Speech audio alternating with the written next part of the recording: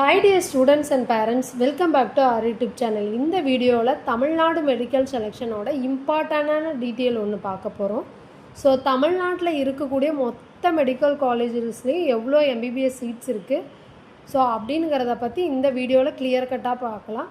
Including private medical college, private university, deemed university, AIIMS Madurai and ESI எல்லாத்துக்கும் சேர்த்து டோட்டலாக MBBS seeds வந்து தமிழ்நாட்டில் எத்தனை இருக்குங்கிறத டீட்டெயிலாக பார்ப்போம். ஸோ இதுவரை நம்ம சேனலை சப்ஸ்கிரைப் பண்ணாத ஸ்டூடெண்ட் சப்ஸ்கிரைப் பண்ணி வச்சுக்கோங்க. தமிழ்நாடை பொறுத்தவரை 5 டைப்ஸ் ஆஃப்ல மெடிக்கல் காலேஜ் பிரிச்சிருக்காங்க. ஒன்று state government college. So state government medical காலேஜை பொறுத்தவரை 36 இருக்குது. ஜென்ரல் இன்ஸ்டியூட்டு, அதாவது ஜென்ரல் இன்ஸ்டியூட்டில் எய்ம்ஸ் அண்ட் ESI. இந்த ESIயில் வந்து 2 கேட்டகரியாக பிரியும். ஒன்று வந்து சென்னையில் இருக்க KK நகர், இன்னொன்று கோயம்புத்தூர். அண்ட் அதை தாண்டி private self financing colleges 22 colleges இருக்குது.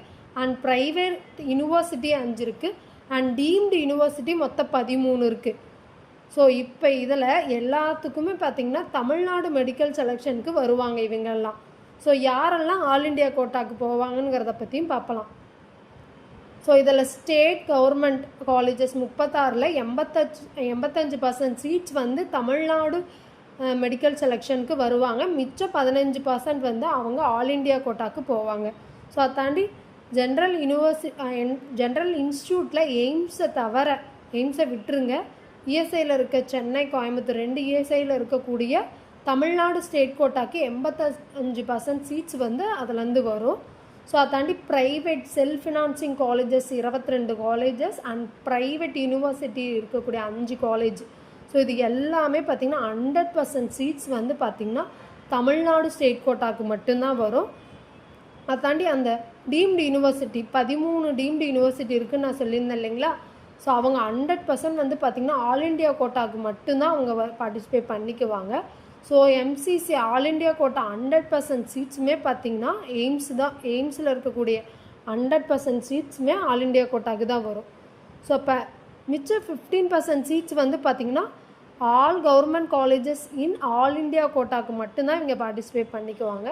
ஸோ MCC 100% சீட்ஸில் பார்த்திங்கன்னா நம்ம கவர்மெண்ட் காலேஜஸ் அதில் வந்து மொத்தம் இருக்கக்கூடிய சீட்ஸ் வந்து 4850 சீட்ஸ் இருக்குது.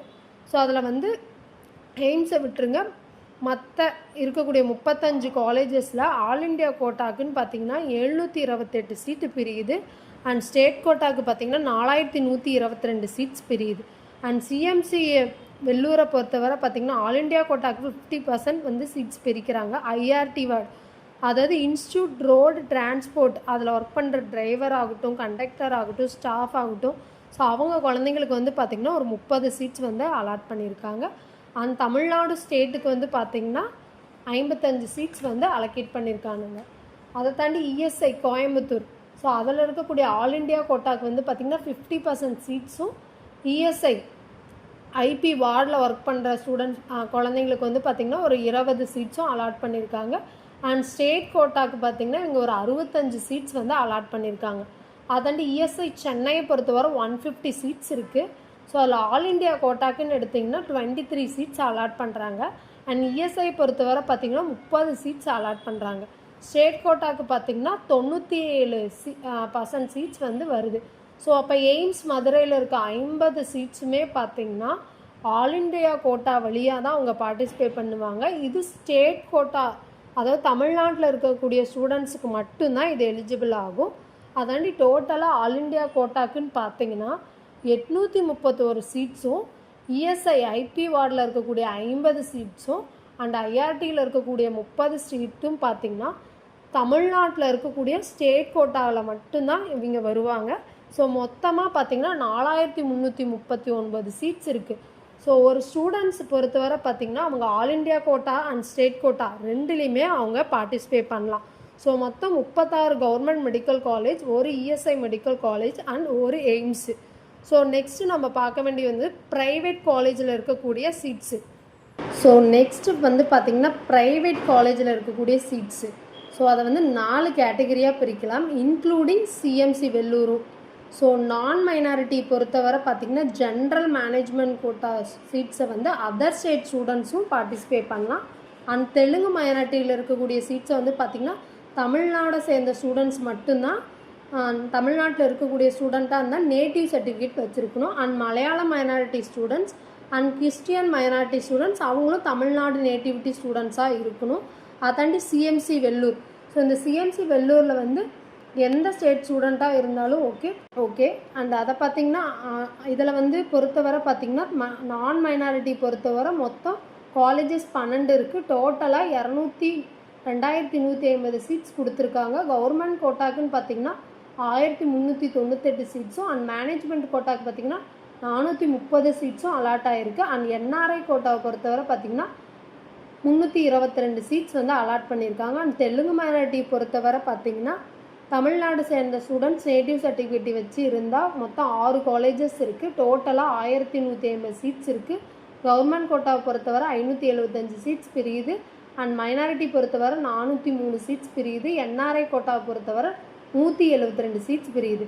அண்ட் மலையாளம் மைனாரிட்டி பொறுத்தவரை பார்த்திங்கன்னா ஒரே ஒரு காலேஜ் தான் இருக்குது. டோட்டலாக 150 சீட்ஸ் இருக்குது. கவர்மெண்ட் கோட்டாக்கு 75 சீட்டும் மைனாரிட்டிக்கு 53 சீட்ஸும் என்ஆர்ஐ கோட்டாக்கு 22 சீட்டாகவும் பிரிச்சிருக்காங்க. அதை தாண்டி கிறிஸ்டியன் மைனாரிட்டியில் பார்த்திங்கன்னா மொத்தம் 2 காலேஜ் இருக்குது. டோட்டலாக 350 சீட்ஸ் இருக்குது. அது கவர்மெண்ட் கோட்டாக்கு பார்த்திங்கன்னா 175 சீட்ஸும் மைனாரிட்டிக்கு 123 சீட்ஸும் அண்ட் என்ஆர்ஐ பொறுத்தவரை பார்த்திங்கன்னா 52 சீட்ஸும் அலாட் பண்ணியிருக்காங்க. அண்ட் சிஎம்சி வெள்ளூரை பொறுத்தவரை பார்த்திங்கன்னா டோட்டல் சீட்ஸ் வந்து சிஎம்சி வெள்ளூரில் ஒரே ஒரு காலேஜ் தான். ஸோ டோட்டலாக பார்த்திங்கன்னா இன்டேக் வந்து 100 சீட்ஸ் கொடுத்துருக்காங்க. அதில் கவர்மெண்ட் கோட்டாக்குன்னு 30 சீட்ஸ் போயிடும், மைனாரிட்டிக்குன்னு 20 சீட்ஸ் போயிடும்.